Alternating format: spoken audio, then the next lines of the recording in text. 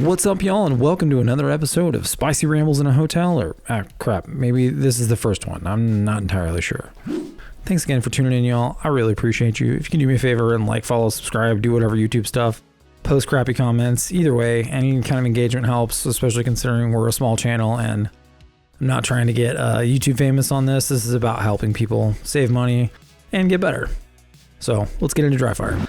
So tonight we are going to talk about Dryfire on the road and how to get some reps in while you are sitting around in the hotel bored. I totally got most of this from X-Ray Alpha on Instagram. It's definitely worth a follow to his page. If you like spicy accounts, he is savage when it comes to people doing nonsensical training shenanigans and dog and pony chauffeur training, and actually focuses a lot. He'll post reels about Dryfire in the hotel, and like you can actually see what he's doing. So a lot of this is based on that. And there's a lot of other great content creators that make Dryfire training. I've learned so much between Brantley Merriam from T-Rex. There's a GM shooter from Orion Training Group that also has some great videos. Our buddy at my day job, Humble Marksman, he has some great tips, and a couple of these I'll talk about in our actual Dryfire routine later. So you're stuck on the road and you don't want to be caught slacking. I try to dry fire every day. I don't live fire, and sometimes when I suck so much at the range, I come home and will dry fire that night anyway out of shame and determination to suck less. Go fast, don't suck, right? So when I skip a few days and I'm traveling, I generally think afterwards, man, if some shit's gonna go down, it would probably be in a place I'm not familiar with while I'm on the road in some random Walmart parking lot or taco shop parking lot. As much as I love to run my belt and dry fire outside waistband because I'm faster and it's easier and, I look cool, whatever, I feel there should be an even emphasis, or probably more of the emphasis, on you mastering presenting your pistol from concealment. I doubt the dude that's going to rob you in that taco shop parking lot is going to wait for you to get all jocked up before taking your taco money. And nobody gets between me and my tacos. Nobody. So step one with all dry fire is don't be a dumbass. Cue up that Red Foreman 70 show meme. Dumbass is dumbass. Dumbass. The name is Dumas. Ensure that you have removed the possibility of any ammo making its way into the gun magically so you do not go to jail, and you are definitely observing the 4 rules. That is obviously something that's kind of hard to do in a hotel, considering there's not a lot of good directions. You're either going out the window or basically an adjacent room. In this case, I stripped all the rounds out onto the hotel bed because I wasn't going to be dropping my magazines onto the bed. So the second most important rule of dry fire is don't half-ass it. I cannot emphasize this enough. I got a lot of bad habits and some, I guess you'd call it training scars from going through the motions. So if you're going through the motion to beat your part time, that is heresy, and we're going to get out the heavy flamer. Seriously, don't do it. It's not worth it. You're just cheating yourself. So we're dry firing to build on consistency and on the fundamentals. So how we interface with our gun. So you're literally just robbing yourself of proper reps and getting your last draw being some complete utter poop sandwich that you all of a sudden are pretending like that was a good draw, and you can finish on a positive note. So don't do it. Don't keep going if you're wasting reps with your mediocre draw and your mediocre grip pressure, and if the dot's not properly in the location you want it to be, or your sights aren't getting presented properly, don't accept that as a good rep. It's not. If you're done after 5 or 10 minutes, that's cool. You can just stop. I usually go further than that because I'm putting on music and I'm jamming, and honestly, it's a good time. If you can make dry fire fun, it will be so much more enjoyable. Laser cartridges are great. Part timers are great for that. Different targets, you name it. There's lots of ways to make it fun. I definitely, if you're dry firing with your AR, use a Blackbeard. It's worth the money. I know it's expensive. $300 is a lot in this economy that doesn't get better, but the Blackbeard's amazing for ARs. We're not talking about that. We're talking about the thing you keep on you at all times. Okay, so I like to practice 3 main things with dry firing, and this is pretty much always a thing, but when I'm in the hotel, you're always in limited space, and you don't want to make a ton of noise, and I'm sure the people that got Domino's delivered earlier have heard me rack my pistol a couple hundred times by now. I'm basically going to do my 3 main things, and then I like to incorporate movement into each one of those 3 main things after I complete it in a stationary way. So my first step for me is the primer. So this, I guess it would be step 0. Like the initial phase is the primer. So that's basically, can I confirm my grip is correct and I'm properly indexing the gun, confirm my grip pressure is good, my support hand is not being decorative and it's actually doing its job, and can I pull the trigger properly without seriously disturbing the gun. Obviously, if your grip is bad and you're pushing the gun or pulling the gun and you're shooting a red dot, it's going to be very easy to tell. So after a minute or so of my primer, I will start doing my perfect draw stuff. There's a Travis Haley Strategic video that does a really good job of this, but basically think about your draw. It's a 4-step process. So you're taking a 1 Mississippi to start out for each step, right? So it's 1 Mississippi, defeat your garment, grip your gun, 2 Mississippi, get the draw, 3 Mississippi, meet your hands, and 4 Mississippi is present and click. So working that perfect draw until I'm pretty comfortable, making sure that I'm clearing the garment properly. You never know what you're going to be wearing. It was raining when I came in, so I took my wet shirt off, I put my hoodie on, so I don't actually have a shirt underneath my hoodie.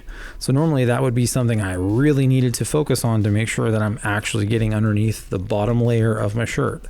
If you wear an undershirt, whatever, you got to figure that out. A lot of my guys in the church safety team, they wear big button-down shirts that really conceal the gun well, but they are hard for them to draw in any kind of efficient manner. So you got to master your clothing.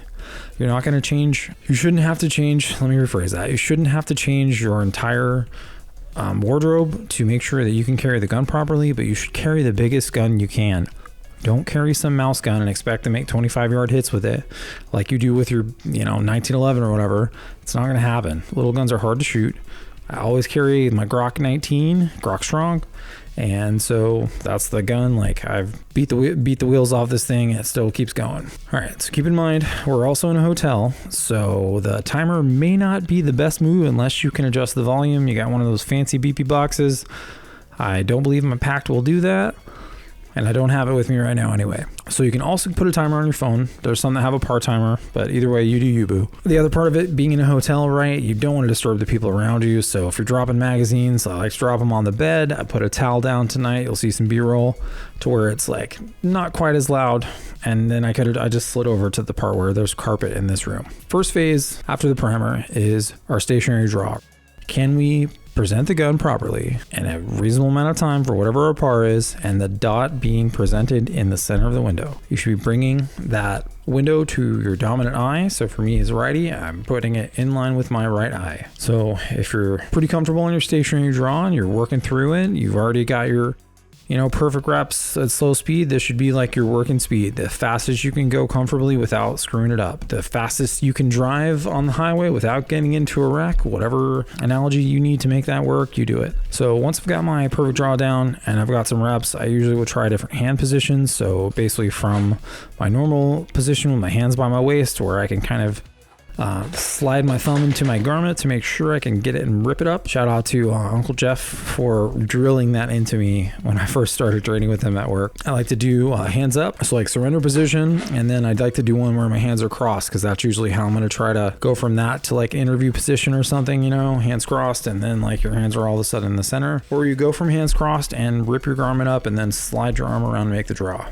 Don't just get comfortable doing the one thing that may not be an option, right? So I did a few one-handed draws tonight, right? I did some one-handed draws that were from retention, and I did some one-handed draws as if my left arm was not currently working. Ouch. Okay, so step number 2, target transitions. So I'm comfortable gripping my gun. I know I'm pulling the trigger right. I'm getting the gun out the holster correctly. So let's start doing some target transition. Generally, I like to just clone a drill that I shoot pretty regularly and enjoy it. So you can do designated target drill. You can do an L-Pres. You can do whatever floats your boat, but I usually want to get multiple transitions out of each run. So designated target's great because you can go from light switch. Tonight there's lamps in here, so I'm looking at like the little power plug on the lamp or the little USB slot, a very small defined point that you can bring the gun to and then look and transition while you're not tracking the dot. Your eyes have moved, just like when we use a mouse and a computer.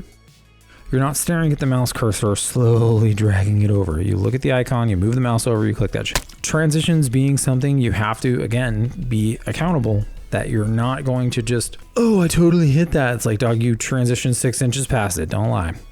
It's not worth it. Don't cheat yourself. This should be something that you enjoy and it helps you build your skills, and you can kind of see that when it transitions into live fire. All right, so after step 2 being some target transitions, the third phase is reloads.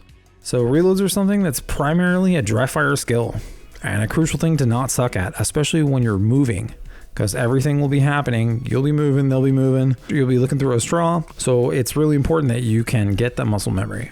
All right, so my number one struggle with in waistband reloads is indexing the magazine properly, getting that index finger on the gun, or excuse me, getting an index finger on the magazine so that when I grab it, it is oriented to go into the mag well and I don't have it like squeezing in the palm of my hand. I'll put up some crappy reloads. I'm going to show every rep tonight that I did, so good or bad, or whatever, you're going to see it. So indexing your magazine in the waistband, it's really important to have a good mag carrier that stays in a consistent position. So if the mag carrier slides around or rotates, that's going to make life a lot harder for you. I started carrying recently, I guess not recently, like last year, early last year, I started carrying a G17 mag with a Strike Industries base plate on it. So that thing is loud and proud and it's easy to get a hold of. Granted, it sticks out further, so depending on your body type, that may not really be comfortable. But before, when I had a Glock 19 magazine in there, it's 15 round mag, that thing was hard to get out. Depends on the height of the carrier, all that, you name it, but the balance between concealment and the ease of use of your tools. All right, so once I work through all these steps, then I like to do some movement. Treat it like a video game character and think about like a D-pad on your favorite gaming system controller. So the D-pad, we're going to move forwards, we're going to move backwards, and we're going to move laterally. We're going to strafe, playing some Doom. So make sure that when you're moving, you're able to get those reps in and make sure that your hand is getting where it needs to be as fast as possible. Granted, all of a sudden you're pointing one way, looking at your hips are pointing one way, you're looking the other way, so you're gonna have to get comfortable.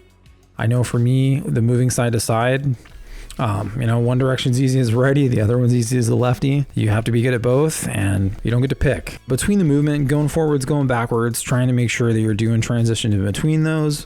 You can also work some reloads in between doing that too. Like whatever you want to do, make it happen.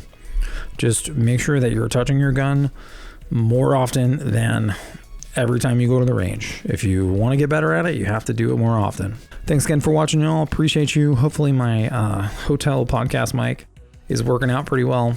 This was really enjoyable to get to talk about. I love Dryfire, so if you got any suggestions, put them down there in the comments. Thanks again for watching. Check us out on Instagram, and until next time, stay safe in all you do, or stay spicy.